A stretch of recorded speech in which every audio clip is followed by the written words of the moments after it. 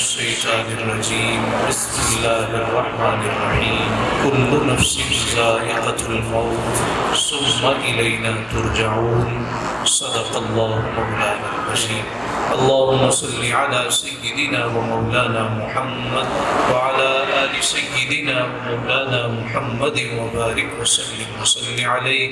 آج کی محفل پاک ایصال ثواب کے سلسلے میں انعقاد پذیر ہے۔ ایصال ثواب مردوں کے ساتھ اپنے تعلق کو ظاہر کرنے کے لیے اور فوت شدگان کو ایصال ثواب کرنے کے لیے اللہ کے حضور ان کے لیے استغفار کرنے کے لیے ایسی محافل کا انعقاد کیا جاتا ہے، اور یقیناً مبارکباد کے مستحق ہے وہ اولاد جو مرنے کے بعد بھی اپنے والدین کو یاد رکھتے ہیں، اور ایسے والدین بھی مبارکباد کے مستحق ہیں جو اپنی اولاد کی تربیت اس نہج پر کرتے ہیں کہ اولاد مرنے کے بعد اپنے والدین کو یاد رکھنے والے ہوتے ہیں۔ چونکہ محمد ریحان صاحب کی والدہ کا ختم چہلم ہے تو سب سے پہلے والدہ کی شان کیا ہے؟ دین اسلام ماں کی عظمت پہ اور ماں کی اہمیت پہ بڑا زور دیتے ہیں۔ مصطفیٰ کی خدمت میں صحابہ حاضر ہوئے، یا رسول اللہ میرے حسن سلوک کا سب سے بڑھ کے مستحق کون ہے؟ آپ نے فرمایا تیری ماں۔ یا رسول اللہ اس کے بعد کون ہے؟ فرمایا پھر تیری ماں۔ یا رسول اللہ پھر کون ہے؟ فرمایا پھر تیری ماں۔ یا رسول اللہ اس کے بعد کون ہے؟ فرمایا پھر تیرا باپ۔ ایک شخص مصطفیٰ کی بارگاہ میں حاضر اور عرض کرنے لگا، یا رسول اللہ صلی اللہ علیہ وسلم میں نے ایک منت مانگی تھی، میرا یہ کام ہو جائے تو میں کعبے کی دہلیز کو جا کے بوسہ دوں گا۔ اب یا رسول اللہ صلی اللہ علیہ وسلم میرا کام ہو گیا، آپ مجھے اجازت دیں میں مکہ مکرمہ جاؤں اور وہاں جا کے کعبے کی دہلیز کو چوم کے آؤں۔ حضور علیہ السلام نے فرمایا تو یہ بتا تیری ماں زندہ ہے؟ عرض کی یا رسول اللہ میری والدہ زندہ ہے۔ فرمایا جا اپنی ماں کے پاؤں کو چوم آ، تیری منت کو پورا کر دیا جائے۔ دین اسلام والدین کی بڑی عظمت بیان کرتا ہے۔ قرآن مجید میں حکم کیا ہے؟ لا تقل لہما اف، جب یہ ضعیف ہو جائے ان کو اف بھی نہیں کہنا۔ اب ایک ہوتا ہے اردو کا اف، کسی نے کوئی غلط بات کہہ دی تو کہا اف یہ تمہاری بات مجھے ناگوار گزری۔ ایک ہوتا ہے عربی کا اف جسے کلمہ تعفیف کہتے ہیں، اگر کسی کے کپڑے پہ مٹی لگ جائے وہ پھونک سے مٹی کو اڑائے، اس کو کہتے ہیں، یہ کلمہ تعفیف ہے۔ فرمایا جب تم والدین کے سامنے بیٹھے ہو ان کے سامنے ادنا سی بھی ایسی بات نہیں کرنی کہ ان کے قلب کو تکلیف پہنچے۔ مگر آج ہمارا حال کیا ہو گیا ہے؟ والدین کو کون پوچھتا؟ ماں کی بات کون سنتا ہے؟ ایک خاتون آئی اور آ کے کہتی ہے میرا بیٹا آپ کی تقریر سنتا ہے، میری بات نہیں مانتا، میرے سامنے اونچا بولتا ہے، میرا کلیجہ زخمی ہو جاتا ہے، اس کا باپ فوت ہو گیا، میں نے لوگوں کی گالیاں سنی، میں نے لوگوں کے برتن مانجے، پھر میں نے اس کو پال پوس کے بڑا کیا، اس کو پڑھایا لکھایا، اب میرے سامنے یہ اونچا بولتا۔ تو میں نے کہا ماں جی آپ فکر نہ کریں، ہم اس کو کھینچتے ہیں۔ کہنے لگی نہیں میرا نام ہے، میرا نام لوگے تو پھر اور تنگ کرے۔ یعنی وہ ماں جس نے بچپن سے تجھے پال پوس کے بڑا کیا، اب اس عمر کو آئی اور تو اس کے سامنے اونچا بولتا، تو اس کو اذیت دیتا ہے۔ ماں تو نے میرے لیے کیا ہی کیا ہے؟ اور وہ آگے کیا کہتی ہے؟ جی گفتگو میں باتوں ہی باتوں میں ذرا اس کو سمجھا دینا کہ ماں کی عظمت کیا ہوتی ہے، باتوں ہی باتوں میں سمجھا دینا کہ والدہ کی شان کیا ہوتی ہے۔ اسی طرح والد ہے، بعض لوگ وہ صرف ماں کی عظمت ہی بیان کرتے ہیں، جی ماں کی شان سنا دیں، باپ کی شان کوئی بھی نہیں بیان کرتا، باپ کی شان کوئی بھی نہیں سناتا۔ اور لطف کی بات یہ ہے کہ جس مجمع میں ماں کی شان بیان ہو رہی ہوتی ہے، باپ اس پہ پیسے لٹا رہا ہوتا ہے، وہ یہ نہیں کہتا کہ میری شان بھی بیان کرو۔ کسی نے گاڑی لے لی، گھر لے لیا، دکان بنگلہ لے لیا، اس پہ کیا لکھاتا ہے؟ ماں کی دعا۔ نہیں، یہ نہیں لکھوانا چاہیے، لکھوانا چاہیے میرے والدین کی دعا۔ تفسیر ابن کثیر میں ہے ایک آدمی کے 3 بیٹے تھے، والد صاحب ضعیف ہو گئے، اخیر عمر کو جا لگے، بستر پہ سب کچھ بستر پہ، تو چھوٹا بیٹا اپنے بھائیوں کو بلاتا ہے اور کہتا ہے کہ بھائیوں ابا جی کو اب ہماری ضرورت ہے، میں کیا کریں؟ باریاں مقرر کر لیں۔ کہنے لگا نہیں، باریاں مقرر کریں گے کبھی تمہارے پاس وقت نہیں ہوگا، کبھی اس کے پاس نہیں ہوگا، تو ابا جی کو تو 24 گھنٹے 24/7 ہماری ضرورت ہے۔ کیا کریں؟ کہا کہ اس طرح کرتے ہیں کہ ہم تینوں میں سے کوئی ایک اپنے والد صاحب کی خدمت کیا کرے، وہ کوئی کام نہ کرے، اور ساتھ ایک شرط بھی ہے، جو باپ کی خدمت کرے گا نا اس کو جائیداد میں سے حصہ نہیں ملے۔ کہنے لگے کمال ہے، ایک باپ کی خدمت کرو اور جائیداد سے معلوم ہو جاؤ۔ تو کہنے لگا بھی بات یہی ہے، یا تو ابا جی لے لو یہ جائیداد۔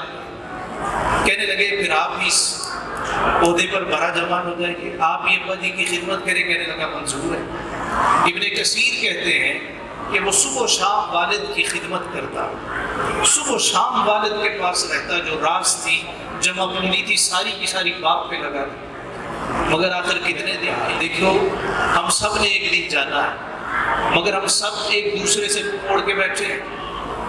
چاچا ہے تو تائے سے نہیں بولتا، تایا ہے تو مامے سے نہیں بولتا، پھوپھا ہے تو فلاں سے نہیں بولتا، لڑائی جھگڑے۔ ہم اپنی زندگی میں فرعون بنے بیٹھے ہوتے ہیں، یہ معلوم نہیں ہے کہ اگلے پل کی خبر نہیں ہے۔ حضور علیہ السلام نے ارشاد فرمایا تم میں سے کوئی چاہتا ہے اللہ اس کی عمر دراز کرے، اس کے رزق میں برکت ڈالے؟ اب کون نہیں چاہتا؟ سارے چاہتے ہیں۔ حضور علیہ السلام نے فرمایا کون ہے جو تم میں سے چاہتا ہے اللہ اس کی عمر لمبی کرے اور اس کی روزی میں برکت ڈالے؟ صحابہ عرض کرنے لگے یا رسول اللہ ہم سب چاہتے ہیں۔ حضور نے فرمایا میں تمہیں اس کا حل بتاتا ہوں، نسخہ بتاتا ہوں۔ یا رسول اللہ ارشاد فرمائیے، مصطفیٰ نے فرمایا تم میں سے جو چاہتا ہے اللہ اس کی عمر میں اضافہ کرے، تم میں سے جو چاہتا ہے اللہ اس کی روزی میں برکت ڈالے، اس کو چاہیے اپنے رشتہ داروں سے اچھا سلوک کیا۔ اب ذرا ہم سارے کے سارے اپنے گریبانوں میں جھانکیں، ہماری روزی میں کتنی کی برکت ہے؟ 50,000 60,000 لاکھ روپے ماہانہ کما لیں پھر بھی برکت نہیں ہے۔ کیوں نہیں ہے؟ رشتہ داروں سے تو بولتے نہیں ہیں، وہ منہ موڑا ہوا ہے۔ تو صلہ رحمی جس کے صدقے اللہ عمر میں برکت ڈالتا، جس کے صدقے اللہ روزی میں برکت ڈالتا ہے، صلہ رحمی تو ہم نے تو ابن کثیر کہتے ہیں چھوٹا بیٹا والد صاحب کی خدمت کرنے لگا، ایک دن والد صاحب نے دائی کی اجل کو لبیک کہا اور وفا پا۔ بڑے بھائی آئے کہنے لگے جناب یہ مکان ہمارا، اس لیے کہ آپ نے کہا تھا کہ ابا جی لے لو یا جائیداد میں سے حصہ لے لو۔ کہنے لگا منظور ہے۔ مکان فارغ کر دیا، کرائے پہ چلا گیا۔ لوگوں سے ادھار لیے ہیں، لوگ تنگ کر رہے ہیں مگر پاس کچھ نہیں ہے، بھی کرے کیا؟ خیر ایک دن رات سویا، پریشانی کا عالم ہے، کوئی خواب میں کہتا ہے فلاں درخت کے نیچے 40 درہم ہے، اٹھا کے لے آؤ۔ کہنے لگا برکت ہے؟ نہیں برکت نہیں ہے۔ کہنے لگا نہیں لوں گا۔ اگلی رات پھر سویا تو خواب میں وہ کہنے والا کہتا ہے فلاں درخت کے نیچے 10 درہم ہے۔ کہنے لگا برکت ہے؟ نہیں برکت نہیں۔ لیکن ہم کیا کرتے ہیں؟ ڈنڈی مارو جی، لوٹو اس کو۔ 2000 کا کام ہے تو 5000 اس سے کماؤ، 5 کا کام ہے تو 10 لو، 10 کا کام ہے 20 لو۔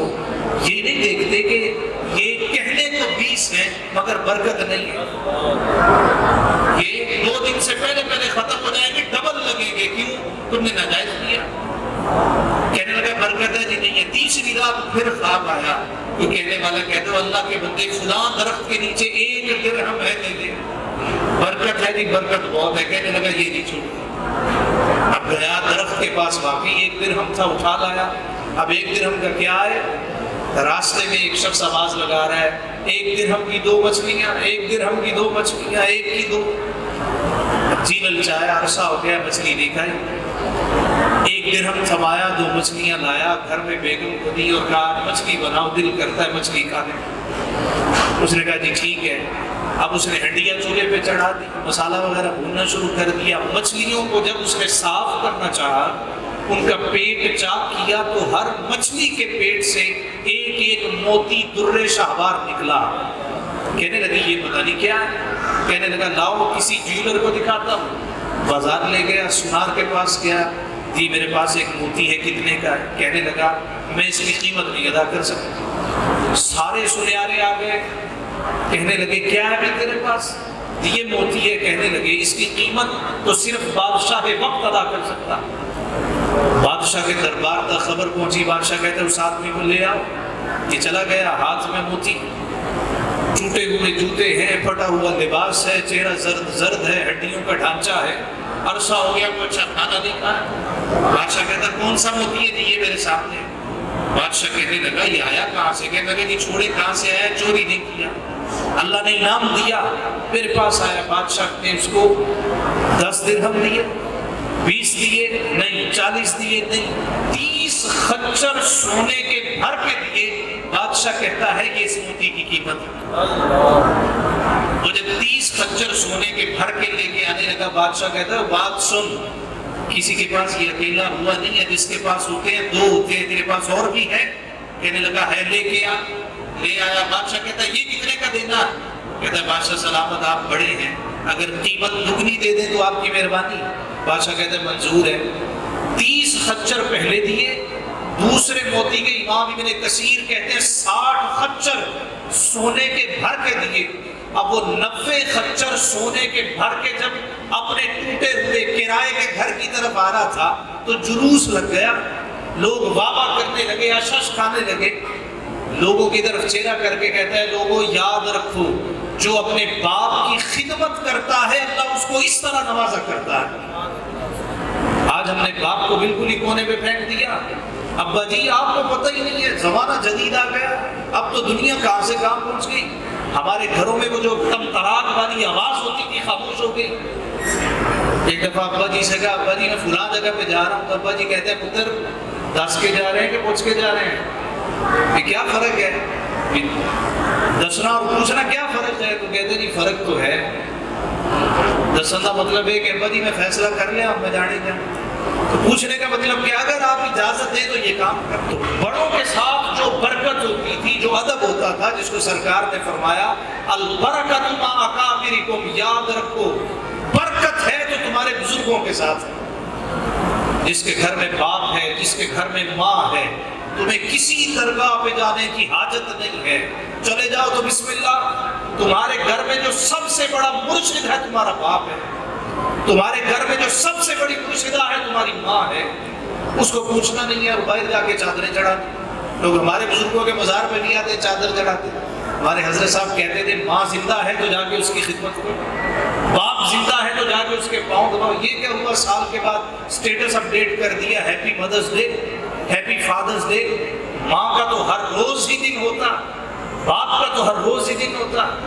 کیا فائدہ اگر وہ بیمار ہے تو آپ نے پوچھا نہیں ابا جی آپ کو دوائی نہ لا دو، ابا جی آپ کے پاؤں تھک گئے ہیں، سارا دن آپ دکان پہ کھڑے رہتے ہیں، سارا دن آپ کام کرتے ہیں، آج آپ کے پاؤں نہ دبا دو۔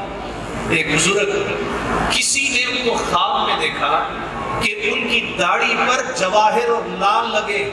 اگلے دن آئے، کہا جناب میں نے خواب میں آپ کی داڑھی پہ موتی اور جواہر دیکھے، سمجھ نہیں آئی معاملہ کیا۔ فرمایا زیادہ تعجب کی ضرورت نہیں ہے، رات میری ماں کے پاؤں گندے تھے، میں نے اپنی داڑھی سے صاف کیے ہیں، وہ تو نے خواب میں دیکھ لیا۔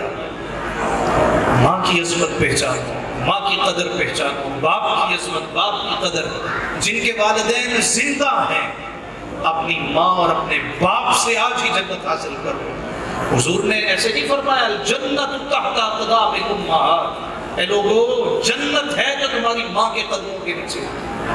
یاد رکھنا ماں محبت، ماں مربت، مائیں جھنڈی چھان، پیو ہندا وہ رکھے جس نے چھاویں بیندی ماں۔ ماں کی عظمت، ماں کی محبت کوئی ناپ سکتا۔ ایک آدمی ایک طوائف پہ عاشق ہو گیا، اس سے کہا مجھ سے شادی کرو۔ بازاری عورت تھی، کہنے لگی تیرے گھر میں کون کون ہے؟ کہنے لگا میں ہوں، میری ماں۔ کہنے لگی پہلے تو مکان میرے نام کرو۔ تھوڑی دیر تذبذب میں پڑا رہا، لیکن جب عشق کا بھوت بلکہ ہوس کا بھوت سر پہ سوار ہوتا ہے تو کون کسی کو پوچھتا؟ اس نے نام کر دیا۔ کہنے لگی اب دوسری شرط ہے اپنی ماں کو گھر سے نکال۔ کہنے لگا میری اکیلی ماں، میں اس کا اکلوتا بیٹا، اس کو نکال دوں گا تو وہ کہاں جائے؟ میرے علاوہ دنیا میں اس کا ہے ہی کون؟ کہنے لگی پھر مجھے بھول جاؤ۔ چند دن سوچا، ساتھ والا گھر اس نے خرید لیا۔ اپنی اماں سے کہا اماں تو ادھر شفٹ ہو جا۔ ماں کہتی ہے پتر مجھے اکیلی کو تو ان دیواروں کے پاس کہاں چھوڑ کے جا رہا؟ میں تو تجھے دیکھتی ہوں تو زندہ رہتی ہوں۔ بیٹا کہتا ہے ماں دروازہ نکال دیتا ہوں، ساتھ والا تو گھر ہے، کہاں جانا ہے؟ خیر ماں کہتی ہے پتر جیسے تیری خوشی۔ ماں کو ساتھ والے چھوٹے سے کوارٹر میں بٹھا دیا۔ پھر اس کے پاس گیا، کہنے لگا اب تو شادی کر لو۔ کہنے لگی کہ کہاں اس کو چھوڑا؟ یہ ساتھ والے گھر میں، کل کنا تمہاری محبت جاگے گی پھر تو لے آئے گا۔ ایسے نہیں، کیا چاہتی ہے؟ پہلے اپنی ماں کو قتل کر کے اندر تک کانپ گیا، ماں کو مار۔ اتنا کہہ کے اس بازاری عورت دروازہ بند کر لیا، یہ باہر گھر آیا، چند دن تو خاموش رہا، پھر ہوس کا بھوت سوار ہوا، سوچتا ہے ماں ہے، بوڑھی ہو گئی ہے، بیمار رہتی ہے، کیوں نہ اپنے ہاتھوں سے سوکھی موت دے۔ یہ بدبخت گیا اور ماں کا گلا دھرا، ماں بیچاری مر گئی۔ آیا، میں نے ماں کو مار دیا، کہنے لگی کیا ثبوت ہے، کیسا ثبوت چاہیے؟ اس کا دل نکال کے۔ اچھا مار تو دیا، دل نکالنے میں کیا حرج ہے؟ چاقو لیا، ماں کے پاس گیا اور ماں کا کلیجہ چیرا، دل نکالا اور پکڑ کے واپس آنے لگا۔ رات کا وقت تھا، دروازہ پار کرنے لگا نا تو پاؤں رپٹ گیا۔ جب پاؤں رپٹا، منہ کے بل زمین پہ گرا، ماں کا ہاتھ دل میں تھا، اچھل کے دور جا گرا۔ دل سے آواز آئی، بیٹا کہیں چوٹ تو نہیں لگی؟ بیٹا کہیں چوٹ تو نہیں لگی؟ یہ وہ ماں ہے جس کو ہم آج پیسے میں تولنے کی کوشش کریں۔ ماں میں نے تجھے یہ نہیں دیا، ماں تجھے کپڑا نہیں دے دیا، تجھے پیسہ نہیں دے دیا۔ ماں کا حق ساری عمر لگا دو تو ادا نہیں ہو سکتا، نسلیں آ جائیں تو ماں کا حق ادا نہیں ہو سکتا۔ یہ ماں ہے جس کی یاد میں آج ایصال ثواب کی محفل کا اہتمام کیا۔ اب دیکھو اتنی محبت کرنے والی ماں ہے، اس کو یاد کیا ہے اس کے بیٹے نے۔ بعض لوگوں کو سمجھ نہیں آتی کہ یاد کیوں کیا، ایصال ثواب کیوں کیا ہے، کہ ایصال ثواب لکھا کہاں ہے، یہ ختم ہونا نہیں چاہیے۔ وہ ماں ساری عمر تمہارا کرتی ہے، مرنے کے بعد اگر تم اس کے لیے قرآن پڑھا دو تو لوگ اعتراض کرنا شروع کر دیں۔ وہ ماں جو ساری عمر قرآن پڑھ پڑھ کے تمہیں پھونکے مارتی ہے، تو گھر سے جاتا تھا آیت الکرسی پڑھ کے پیچھے سے پھونکے لگاتا تھا، جب تو گرتا تھا بسم اللہ پڑھ کے تجھے اٹھاتی رہی۔ مرنے کے بعد اگر تو یاد کر لے، بعض نادانوں کو سمجھ نہیں آتی، وہ کہتے ہیں نہیں بھی نہیں، ماں کو یاد کیوں کیا؟ ایصال ثواب تو جائز ہی نہیں ہے۔ میں آپ کو بتاؤں ایصال ثواب جائز ہے؟ ایصال ثواب جائز نہیں ہے۔ کیوں جائز نہیں؟ جب وہ مر جائے تو اس کے اعمال اس کے ساتھ ہیں۔ اب مرنے والے کو ثواب نہیں پہنچتا۔ میں سوال کرتا ہوں ایسے لوگوں سے، جب مرنے والے کو ثواب نہیں پہنچتا تو جب کوئی مر جائے ہم اس پہ جنازہ پڑھتے ہیں کہ نہیں پڑھتے؟ جنازہ مرنے والے پہ پڑھا جاتا ہے کہ زندے پہ پڑھا جاتا ہے؟ مرنے والے پہ۔ تو جب جنازے کا ثواب اس کو پہنچتا ہے، بلکہ ہم نیت کیا کرتے ہیں؟ دعا واسطے اس حاضر میت کے، اس حاضر زندے کے نہیں، دعا واسطے اس حاضر میت کے۔ جب جنازہ جو مرنے کے بعد ہوتا ہے، سب کے نزدیک متفقہ طور پہ اس کا ثواب مرنے والے کو پہنچ جاتا ہے، تو جب کوئی قبر میں چلا جائے بندہ اس کے لیے قرآن پڑھے، اللہ اس کا ثواب بھی اس کو عطا کر دیتا۔ اسی طرح یہ کسی حدیث میں ہے، بالکل احادیث موجود ہے، بے شمار احادیث موجود ہے۔ حضور علیہ السلام نے فرمایا یاد رکھنا قبر المؤمن روضۃ من ریاض الجنہ، جب تم کسی مومن کی قبر کے پاس آؤ تو یہ نہ سمجھو صرف ڈھیری پڑی ہے، فرمایا مومن کی قبر جنت کے باغوں میں سے اللہ ایک باغ بنا دیتا ہے۔ مومن کی ڈھیری نہیں ہوتی، مومن کا مزار ہوتا، مومن کی قبر ہوتی، وہاں وہ مصطفیٰ کو پہچان جاتا ہے۔ جب مصطفیٰ کو پہچان جاتا ہے پھر اللہ تعالیٰ اس کو رتبے بھی وہاں بڑے عطا کرتا ہے۔ حدیث پاک ہے، صحیح مسلم کی حدیث، بعض لوگ کہتے ہیں جی آپ نے دعا کیوں کی ہے، بھی کھانے کے اوپر ختم کیوں پڑا ہے؟ ابھی یہ ایصال ثواب کی محفل ہے، آپ سارے یہاں پہ آئے بیٹھے ہیں، اس میں کوئی نچنا چاہیے تو نہیں ہوا، اس میں کوئی گانا باجا تو نہیں ہوا، اس میں کوئی طوائف آ کے تو نہیں نچی، اس میں کوئی نصیب و لال کے گانے تو نہیں بجے، اس میں کیا کیا؟ قرآن خوانی ہوئی ہے، مجھے پتا چلا قرآن خوانی ہوئی، میں آیا تو تلاوت ہم سب کر رہے تھے، نعت شریف ہوئی، اب قرآن و حدیث کی روشنی میں ہم گفتگو کر رہے ہیں، اس کے بعد کھانا ہوگا اور کھانے سے پہلے ختم شریف یعنی قرآن پڑھا جائے گا، اس میں ناجائز کیا ہے؟ قرآن خوانی، قرآن پڑھنا ناجائز ہے، تلاوت ناجائز ہے، نعت ناجائز ہے، بیان ناجائز ہے، روٹی کھلانا ناجائز ہے، یا روٹی پہ قرآن پڑھنا ناجائز ہے، اس میں ناجائز کیا ہے؟ اس میں اگر کوئی چیز ناجائز ہے تو کوئی بندہ کھڑا ہو جائے اور کہے جناب یہ ناجائز کام کیا، اور پھر جی کھانے کے اوپر آپ نے قرآن نہیں پڑھنا، کبھی کسی نے پڑھا؟ ہم کہتے ہیں یہ تو 40ویں دن ختم ہو رہا ہے، یہ کل شریف پہ ہوا، یہ سال بعد ہوگا۔ ہم جب بھی کھانا کھاتے ہیں اس پہ قرآن پڑھتے ہیں پھر کھاتے ہیں۔ مثلا جب بھی کھانا سامنے رکھا کیا پڑھتے ہیں؟ بسم اللہ الرحمن الرحیم۔ کیا پڑھتے ہیں بولیے ذرا؟ بسم اللہ الرحمن الرحیم۔ یہ قرآن ہے کہ نہیں ہے؟ بولیے جی، قرآن ہے نا، انہ من سلیمان و انہ بسم اللہ الرحمن الرحیم۔ جب بھی ہم کھانا شروع کرتے ہیں قرآن پڑھتے ہیں. تم کہتے ہو کہ جس کھانے پہ قرآن پڑھا جائے جائز نہیں ہے، جبکہ ہم تو ہر کھانے پہ قرآن شریف پڑھتے ہیں اور ثواب کی نیت سے پڑھتے ہیں.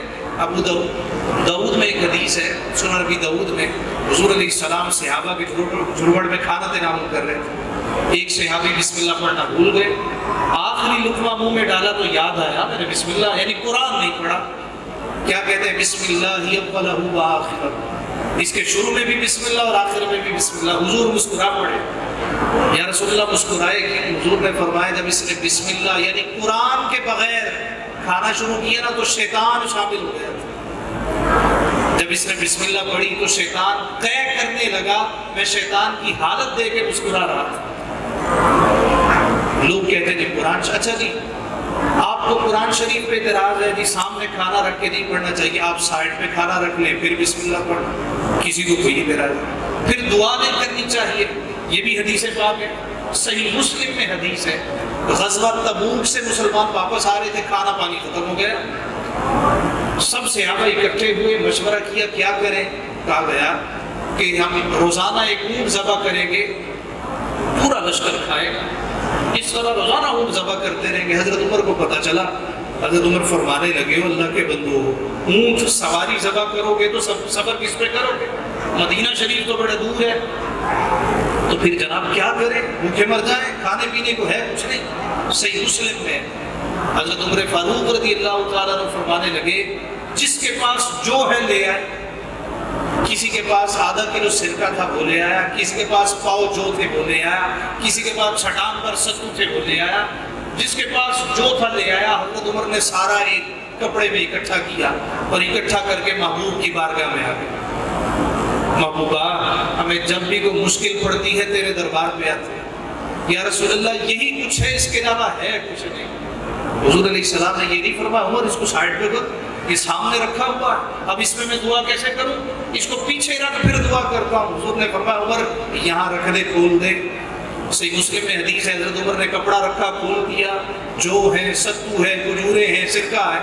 حضور علیہ السلام نے اپنے نورانی ہاتھوں کو اٹھایا، اے مولا اس کھانے میں برکت ڈال. اعلیٰ حضرت کہتے ہیں اجابت نے جھک کر گلے سے لگایا، بڑی ناز سے جب دعائے محمد، اجابت کا صحرا عنایت کا جوڑا، دلہن بن کے نکلی دعائے محمد. حضور نے ہاتھوں کو اٹھا دیا، مولا اس میں برکت دے. دعا کی اور کہا عمر لے جاؤ. حضرت عمر کہتے ہیں جب میں نے اٹھایا تو اتنا ہی وزن تھا جتنا پہلے تھا، کوئی فرق نہیں پڑا. میں اٹھا کے لے گیا، وزن میں تو فرق نہیں پڑا، مگر جب ہم نے کھانا شروع کیا 1 دن 2 دن 4 دن، فرمایا پورا لشکر روزانہ کھاتا تھا. ہم واپس مدینہ شریف پہنچ گئے، مصطفیٰ کی دعا کی برکت سے اس میں ذرہ برابر بھی فرق نہیں پڑا. یہ دعائیں مصطفیٰ ہے جو کھانے کے اوپر پڑیں گے. لوگوں کو آج بھی اصحال ثواب کی یار سمجھ نہیں. جس نے ساری زندگی تمہارے لیے کیا ہے تم اس کو یاد بھی نہیں کر سکتے، تم اس کے لیے دعا سن نہیں پا سکتے، تم اس کے لیے قرآن کی تلاوت نہیں کر سکتے، تم اس کے لیے لوگوں کو اکٹھا کر کے کھانا نہیں کھلا سکتے. اگر کوئی ایسا کرے تو لوگ کہتے جی ہمیں سمجھ نہیں آئی، نہیں کرنا چاہیے. اچھا جی یہ اگلے دن کل کیوں ہوتے ہیں، تیسرے دن تیجا کیوں ہوتا ہے، 10ویں دن 40واں کیوں ہوتا ہے، یہ ایسا کیوں ہوتا ہے؟ اس کی وجہ یہ ہے لوگوں کی سہولت کے لیے کہ اگلے دن کل شریف ہے، سب کو معلوم ہے ختم شریف ہوگا آ جائیں. اگر کوئی اگلے دن نہ کر سکے اس سے اگلے دن کر لے، اس سے اگلے دن بھی نہ کرنا چاہے تو اس سے اگلے دن کر لے، اس سے اگلے دن بھی نہ کرنا چاہے تو ہفتے بعد کر لے، لیکن کرے تو صحیح نہ. والدین کو یاد تو کرے. حضور علیہ السلام نے فرمایا، حدیث پاک ہے، فرمایا جب کوئی شخص دنیا سے چلا جائے اس کے بچوں پر کچھ حقوق ہوتے، یعنی والدین کے مرنے کے بعد بھی حقوق ہوتے. یا رسول اللہ وہ کیا فرمایا؟ سب سے پہلا حق ہے الصلاۃ علیہما، اولاد ان کا جنازہ پڑھے، اہتمام کرے. اور بہترین جنازہ کون سا ہے کہ اولاد خود پڑھائے. اب ہم میں سے کتنے لوگ ایسے ہیں جو اپنے بچوں کو نماز اور نماز جنازہ یاد کرواتے ہیں، ان کو پریکٹس کرواتے ہیں اور وصیت کرتے ہیں بیٹا میرا جنازہ تم پڑھا. بہترین جنازہ کون سا ہے؟ جو اولاد پڑھائے. حضور نے فرمایا سب سے پہلا حق الصلاۃ علیہ۔ ہم ان کو سب کچھ دیتے ہیں، بچہ روئے دکان پہ لے جاتے ہیں، پیسے مانگے پیسے دے دیتے ہیں، کھلونے دیتے ہیں، فرسٹ آ جائے، سیکنڈ آ جائے، پاس ہو جائے، پھر بھی انعام دیتے ہیں۔ کبھی تو بچے سے کہنا بچے آج چھٹیاں ہو گئی ہیں، اس چھٹیوں پہ تو نے دعائے قنوت حفظ کرنی ہے، سورہ ملک حفظ کرنی ہے، اس چھٹیوں میں بچے تو نے سورۃ الواقعہ یاد کرنی ہے۔ یہ بچے وہ ہیں جب ہم نے قبر میں جانا ہے تو انہوں نے ہماری قبر میں روشنی کا اہتمام کرنا، لیکن اگر ہم نے ان کو چراغ جلانا ہی سکھایا نہ ہوگا تو وہ اپنی قبر بھی اندھیری کریں گے، والدین کی قبر بھی اندھیری کریں گے۔ والد کی طرف سے سب سے اچھی تربیت اپنے بچے کی اور سب سے اچھا تحفہ اپنے بچے کے لیے یہ ہوتا ہے کہ والد اپنے بچے کی اچھی تربیت کرتا ہے، اس کو اچھا ادب سکھاتا ہے، اس کو دین کی تعلیم سے روشناس کراتا ہے۔ تو سب سے پہلا حق اولاد پر کیا ہے؟ الصلاۃ علیہما، کہ ان کا جنازہ پڑھے، اور دوسرا فرمایا والاستغفار لہما، اپنے والدین کے لیے استغفار کرے۔ کتنے خوش نصیب ہے وہ والدین جو بچوں کو نماز کا عادی کرا جاتے ہیں۔ بچے نماز پڑھا کر، بچے کو نیند نہ آئے جب تک وہ نماز نہ پڑھ لے، بچے کو چین نہ ملے جب تک وہ نماز نہ پڑھ لے۔ حضور علیہ السلام نے ارشاد فرمایا حدیث مبارکہ کہ جو شخص اپنے والدین خواہ وہ زندہ ہوں یا دنیا سے چلے جائیں ان کے لیے روزانہ استغفار کرتا ہے، اللہ اس کی روزی میں برکت ڈال دیتا ہے۔ اور خوش نصیب ہے وہ والدین جو اپنے بچوں کو جب نماز کی طرف لگاتے ہیں تو نماز میں بچہ روزانہ دعا کیا کرتا ہے؟